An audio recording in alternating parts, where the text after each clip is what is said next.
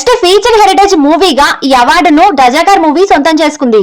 Best choreographer గా గణేష్ ఆచార్య దేవర ఆయుధ పూజ పాటకు ఈ అవార్డును అందుకున్నాడు. Special jury award Dulquer Salman lucky Bhaskar సినిమాకు గాను ఈ అవార్డును సొంతం చేసుకున్నాడు. స్పెషల్ జ్యూరీ అవార్డు పొట్టేల్ సినిమాకు గాను అనన్య పాండే ఈ అవార్డును సొంతం చేసుకుంది.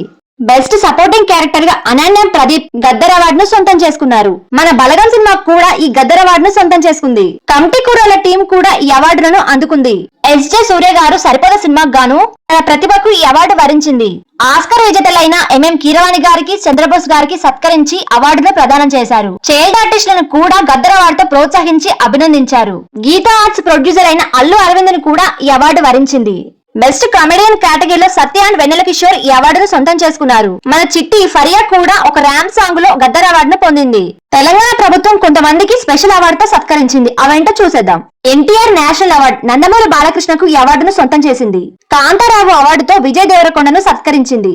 రఘుపతి వెంకయ్య అవార్డును ఎండమూరికి అంకితం చేశారు. బిఎన్ రెడ్డి అవార్డుతో డైరెక్టర్ సుకుమార్ ని సత్కరించారు.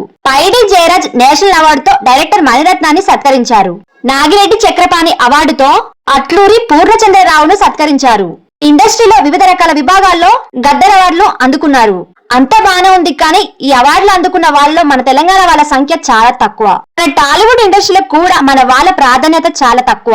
భవిష్యత్తులోనైనా మన తెలంగాణ వాళ్ళకు మన ఇండస్ట్రీలో మంచి అవకాశాలు రావాలని మనస్ఫూర్తిగా కోరుకుంటున్నాను. గద్దర్ అవార్డ్స్ గురించి మీరేమనుకుంటున్నారో కామెంట్ చేయండి. వీడియో కనుక నచ్చితే please like and subscribe my channel. Thanks for watching.